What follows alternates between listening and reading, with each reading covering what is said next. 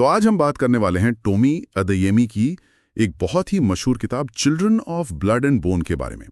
हमारे पास उसका एक हिंदी सारांश है और हमारा मकसद है कि इस सारांश की जो खास बातें हैं उनको समझें।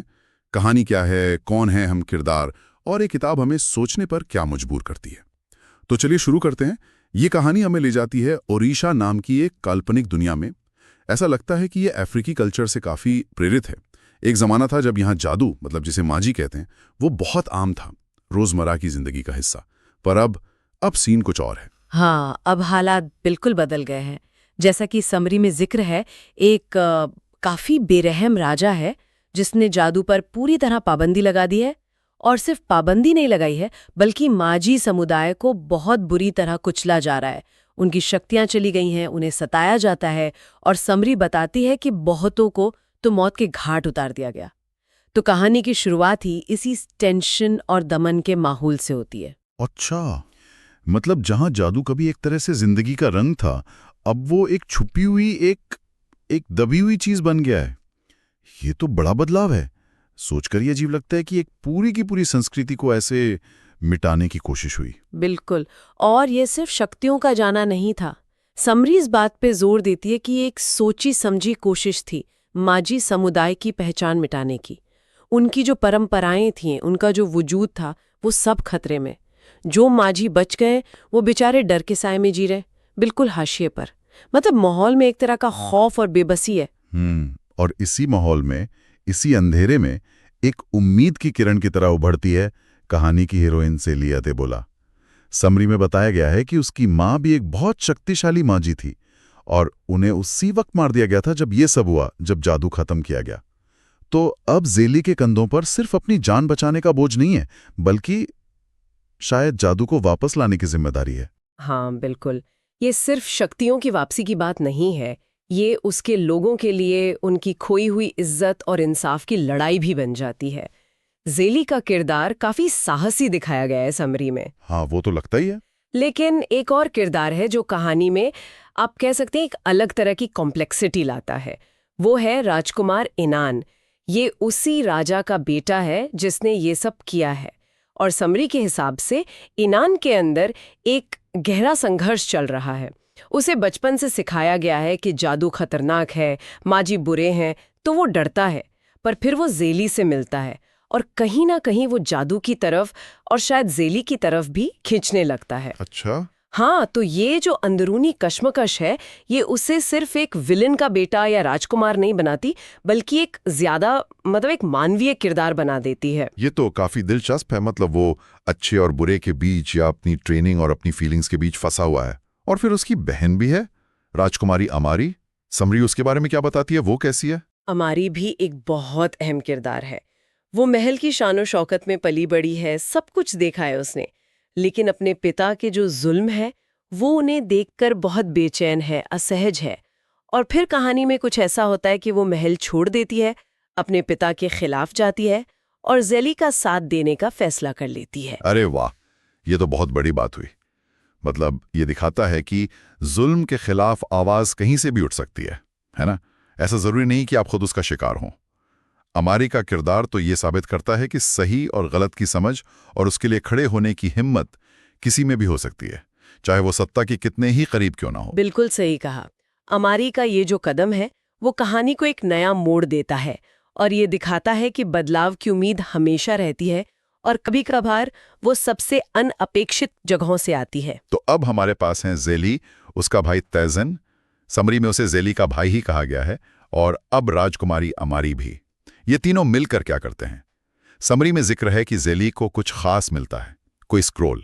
हाँ, एक खास स्क्रॉल, और ये कोई मामूली कागज नहीं है। इस समरी से पता चलता है कि इसी स्क्रॉल में वो राज है, वो तरीका है जिससे माजी की खोई हुई शक्तियां वापस आ सकती हैं।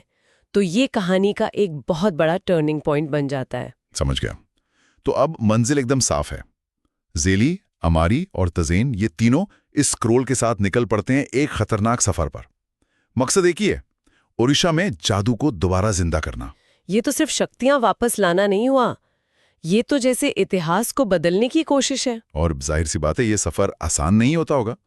जैसा कि समरी इशारा करती है, उन्हें कदम कदम पर राजा की सेनाओं का सामना करना पड़ता है। हाँ, रास्ते में नए नए खतरे आते हैं, पुराने राज खुलते हैं, शायद उड़ीसा के इतिहास के बारे में या माजी शक्तियों के बारे में कुछ और गहरा।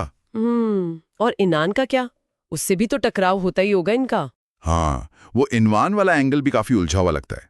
समरी ये हिंट देती है कि इनवान, जो शुरू में तो शायद ज़ेली को दुश्मन समझता है या समझता होगा, वो धीरे धीरे उसके करीब आने लगता है। शायद एक अजीब सा कनेक्शन महसूस करता है।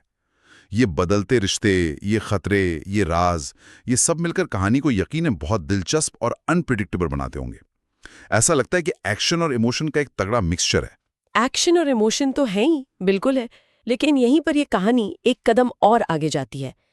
समरी कुछ बहुत गहरे मुद्दों की तरफ भी हमारा ध्यान खींचती है, और ये मुद्दे सिर्फ इस काल्पनिक दुनिया तक ही सीमित नहीं है।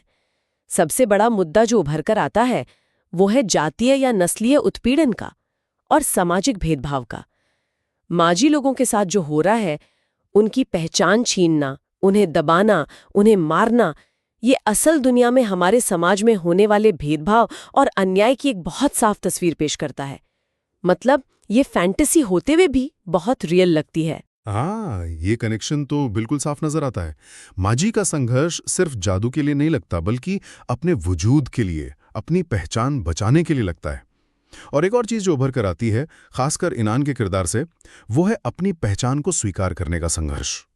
वो जो अंदर की लड़ाई है, वो अपनी विरासत, अपने पिता के साये और शायद ज़ेली या जादू के लिए जो उसकी नई भावनाएं हैं, उनके बीच फंसा हुआ है। उसे ये चुनना है कि वो आखिर है कौन। बिल्कुल, इनान की ये जो कश्मकश है वो दिखाती है कि पहचान कितनी पेचीदा चीज हो सकती है, खासकर तब जब दुनिया आपसे कुछ और उम्मीद करती हो और आपका दिल कुछ और कह रहा हो। और इसी से जुड़ा हुआ है सत्ता और न्याय का टकराव। एक तरफ राजा की तानाशाही है जो हर कीमत पर अपना कंट्रोल बनाए रखना चाहती है, चाहे वो कितना ही अन्यायपूर्ण क्यों ना हो। और दूसरी तरफ ज़ेली और उसके साथी हैं जो इंसाफ के लिए, बराबरी के लिए लड़ रहे हैं। ये कहानी कहीं ना कहीं ये सवाल उठाती है कि ताकत का असली मतलब क्या है? क्या दूसरों को दबाना ताकत है या सबको न्याय दिलाना? गहरा सवाल है।